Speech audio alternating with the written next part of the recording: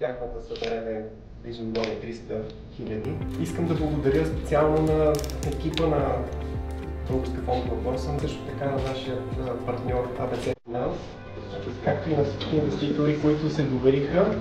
Желавам ви плановете, които си поставили за регионалния спазване да се изпълнят и то в най-скоро време, да продължите да набирате капитал, да растете и името ви да се изпълни със съдържание.